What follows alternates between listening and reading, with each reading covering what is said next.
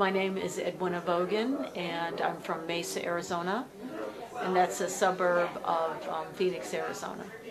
And the reason I came to Washington, D.C. this week is because I'm opposed to the war and occupation in Iraq.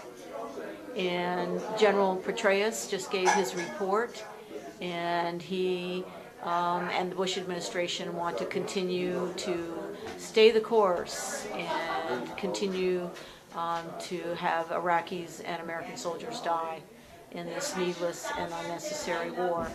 So that's why I came, and one of the things that I did was to participate in the march on September 15th to end the war in Iraq, and there were about 100,000 people, and I also marched with Code Pink earlier in the morning for the women's convergence. And Senator McCain is one of our senators from Arizona, and we carried a banner that said, stop the war in Iraq, stop the McCain war machine. And so we want to focus in on our representatives, and McCain is one of them. So, good one, Lisa. Participated in the march, and then we went to the Capitol, the U.S. Capitol, and there was a massive die-in to follow the march. And the plan was to, led by Tina Richards, who is a mother of Iraq soldier, and she was calling everybody that was concerned about the war in Iraq to have as many people do a die-in as there are soldiers that have been killed in Iraq. And so we proceeded, veterans first of the Iraq War and other veterans from other wars, to lay down on the Capitol steps and in the grassy area surrounding it after there was a soldier's ceremony to be in a die-in. And so I participated in that.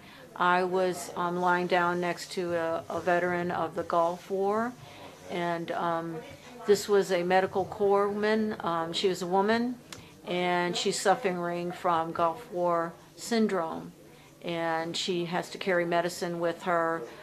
She has seizures, and she has other problems with her blood, and she's been trying to fight the VA for some time for more benefits. And of course, Gulf War syndrome is really not recognized by the VA. Anyway, so I had a personal connection to the person that I was right next to, and then immediately following that, the veterans of the Iraq War decided to go over the obstacle, the police line, and it was wonderful. It was very inspiring. All these veterans who've already experienced war, they know what they're talking about, they know what they've experienced.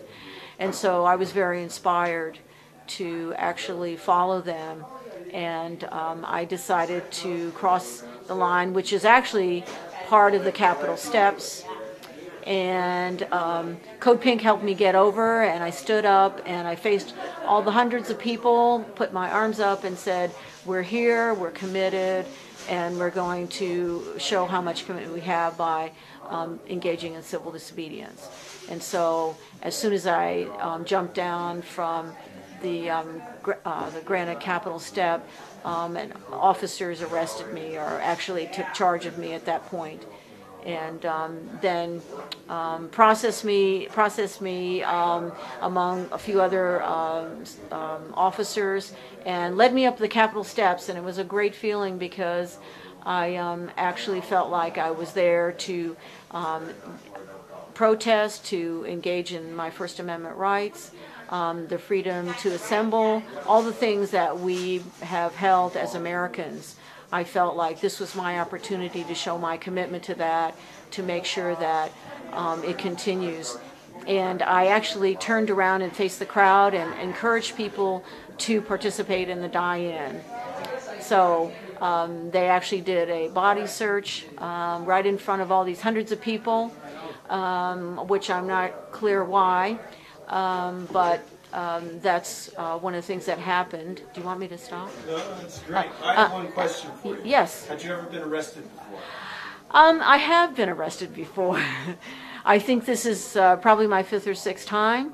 I have been arrested around issues that I am concerned about. The last arrest that I engaged in was at the Nevada test site because we are, the United States, the U.S. government is engaged in producing bunker busters, and they wanted to test bunker busters up near the Nevada test site, and there was a great concern by the tribal people in that area, the Shoshone, whose land has traditionally been that area, and also to stir up radioactive dust, which is accumulated from more than 300 nuclear weapon tests that have occurred in that area. So a number of us went up there to support the Shoshone, and we crossed the line to protest the continued use of nuclear weapons.